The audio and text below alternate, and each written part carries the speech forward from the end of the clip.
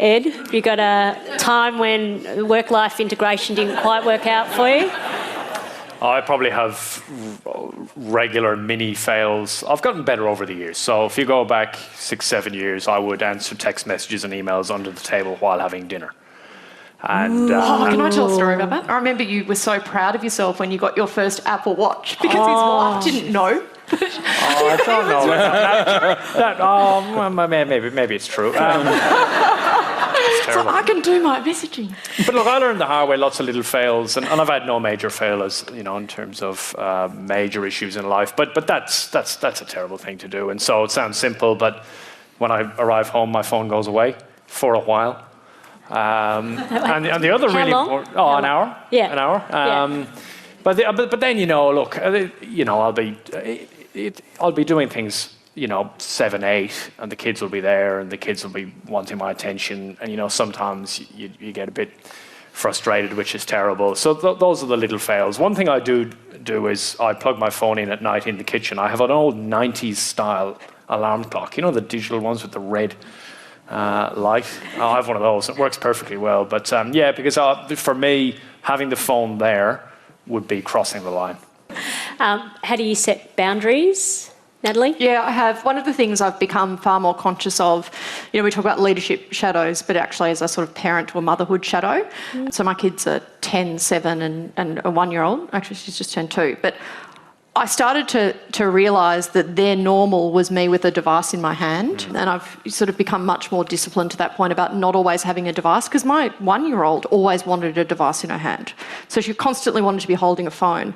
And so I think it's about, again, just thinking about, the impact that you're having and the example that you're setting. Now, the example that I'm setting for my kids that I'm really proud of is that it's possible to be a loving, great mum, but also to have a successful career. But I want them to make sure that they get the loving mum part, not at the cost of the work, and thinking that I love the work more than them. Now, a final word from each of you for someone starting out in their career who dreams of making it to the top of their chosen field. James. Just a small question to finish up with. Great. I think be as genuine as you can be, because you'll get caught up making up a persona that's not really you if you try and kid everyone around you that you're something you're not. I remember once I had some feedback that I needed to be more urgent. I needed to show more urgency. So I spent 6 months being urgent. It was frightening until someone came up to me and said, "What the hell is wrong with you? You're buzzing around like a fly and it's really weird." So that was a good insight into not trying to be something you're not, because it'll catch you out in the end. Yeah, so for me, remembering that life is a choice. It's about the values and what you want to do with your life. And I think from a work perspective, be really clear with your manager and the people around you about the expectations, right? So what good looks like to you, asking your manager what looks good from them. Because if people are misaligned on the expectation, you can never be great.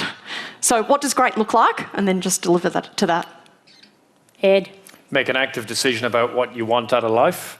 And where the line or the blurred line sits for you, and if whatever you decide, don't die wondering because you didn't give it everything, if that's what you decide to do. We're going to do some questions and answers right now, and Magic is on the mic. Everybody who asks a question gets an old school Radio National sticker. They're collectible. They're from circa 1974. You can put them on your parents' car. And a Radio National bookmark. Oh, bookmark. These are also James wants collectible one, yeah. because we've changed our logos. So, does anyone have a question? G'day, that was a really interesting discussion with multiple different views. So Ed, you really freaked me out with what you had to say. I'm a business owner myself, and I've made a decision as a business owner, which is, I guess, in line with my values, is that flexibility is a really big value of mine. And I feel really pleased when my team might say, "Oh, Yolanthe, I've got really bad cramps today, so I need to stay home." Or they feel like they're able to express to me chinks in their mental health, and I really want to create a working environment, where people are able to be who they want to be. And it just really worried me, the idea that physical presence was always going to be linked to being able to go further in your career. And I don't run a Deliveroo, But I really hope that we're able to build a world that doesn't have that attitude. It's more of a comment than anything. I respect you as a CEO. No, I think really thanks for the question. I think there's certainly a distinction between when somebody comes with whatever issue and needs to have some time here or there. I think that's different to someone who decides they will work 3 days a week and one of those days at home. There's a difference between those two things, right? And by the way, in my organisation and organisations I've run in the past, I've had both. All I'm saying is, in some scenarios, the latter could be damaging, depending on the sort of contract you may or may not have with your direct manager. I wouldn't want to give the impression that we can't have a world where flexibility doesn't exist. And we talked about mental health. One of the things I have discovered as I've run organisations, you get exposed to a lot more things. And it's surprising and worrying how many people are dealing with things, as you probably know. Like, we're not talking about 5% of the population. It's a much bigger percentage. But, you know, in life, unfortunately, it would be a mistake to think that you can have your cake and eat it always in all scenarios. And all I'm saying is you've got to be very, very careful and explore what the cost might be. And another question. Hi, my question's to Ed.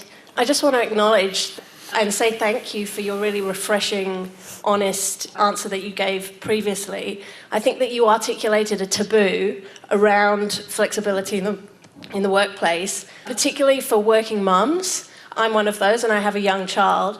And I think that what you articulated is absolutely part of the problem that contributes to the gender gap at work. So my question is, what are you going to do differently as a leader now that you've articulated that you act in a particular way that may be detrimental to other individuals? Yep, great question, thank you. So things I've done in the past for working mums returning to work is as they've transitioned, I've had this several times, someone's come back 2 days, I've paid 3 days. As they've come back 4 days, I've paid full time. Because in reality, often those people are doing things flexibly late at night when kids are in bed, all that, but they're probably working the output of someone else who's 5 days. So you might as well be paid for 5 days. So I'd encourage anyone to have that conversation. The other thing that's very important, and I think and another contributing factor to the gender gap, and we're really into anecdotal territory, but my overwhelming anecdotal experience is, let's say the example is it comes to pay review time. Most of the time you say, well, here's your pay review and it's X percent, it's, you know, a 2% increase. On balance, the ledger has shifted. You get one response from men and one response from women, and the women, on average, mostly, not all women, just so we're all clear, on average will say thank you very much. And the men will say, yeah, it's all right, I was hoping for a bit more. Right, now, I don't want to get into why that is, I don't know why that is, but that's my overwhelming experience. Other people may have different views. And I think the responsibility, you're asking what I would do, is to break through that and say, hey, actually, you know, you need to be more assertive. And I spoke to someone the other day who was going for a big role in a big company that used to work for me, a woman who used to work for me came, talked to me about my advice, and she went through the conversation with this executive recruiter, and she relayed the conversation. She had said to the executive recruiter, hey, you know, of the things they're looking for, I can do this, but I don't have this experience here, so maybe it's not for me. And the executive recruiter said, you know what, no man ever says that. The men will say, I can do it, don't worry. That thing over there, yes, sort of got that experience. Actually, here's some bullshit story. I'll think about it. Right now, some people won't, I mean, it's on the controversial age for a man to be saying this, but it's my overwhelming experience, is what people tell me. And I think it's the responsibility of all managers, men and women, to help women through that. The first time I went on maternity leave, when I went back, I would say that in exchange for flexibility, I was almost willing to do more and accept less.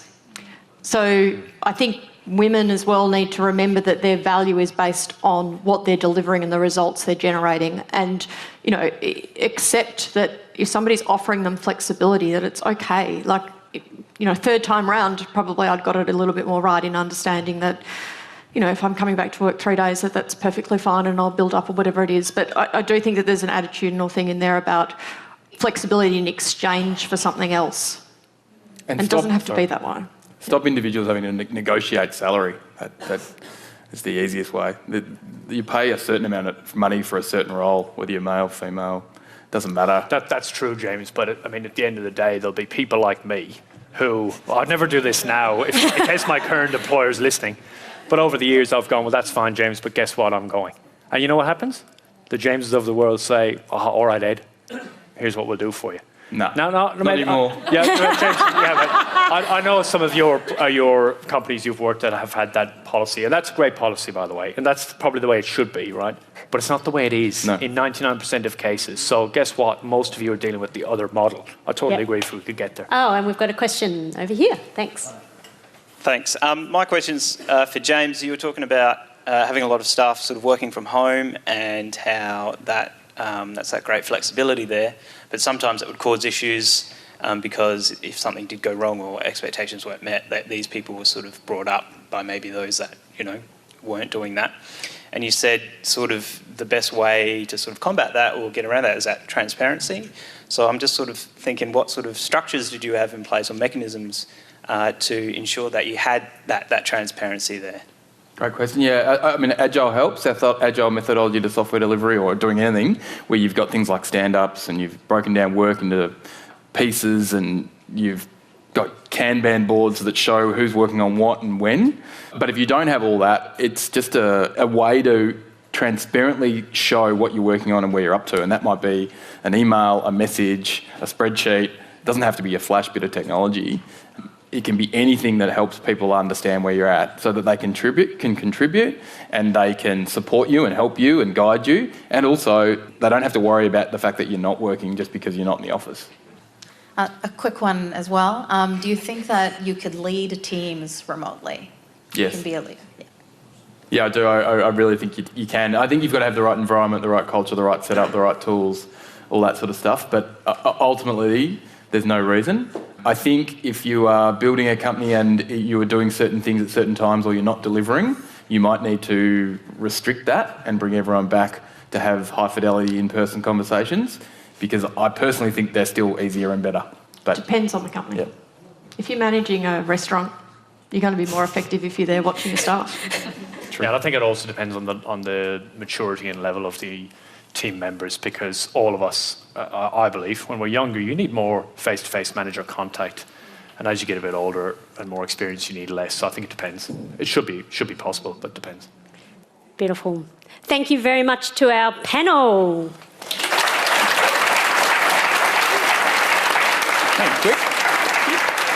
Quick. Ed McManus is CEO of Deliveroo Australia, Natalie Fan, GM at MYOB, and people person with Estimate 1, James Law. May work-life balance rest in peace, but may we find peace in work-life integration. You can put your phones back on, you can breathe, collective relief at doing that. Thanks to all of our guests today again. I'm Lisa Leong. This Working Life is produced by Maria Magic Tickle at all hours of the day and night and all sorts of places as well. You can listen to us anytime, anywhere by subscribing to our podcast. Please rate and review. I'm Lisa Leong, and until next week, keep working.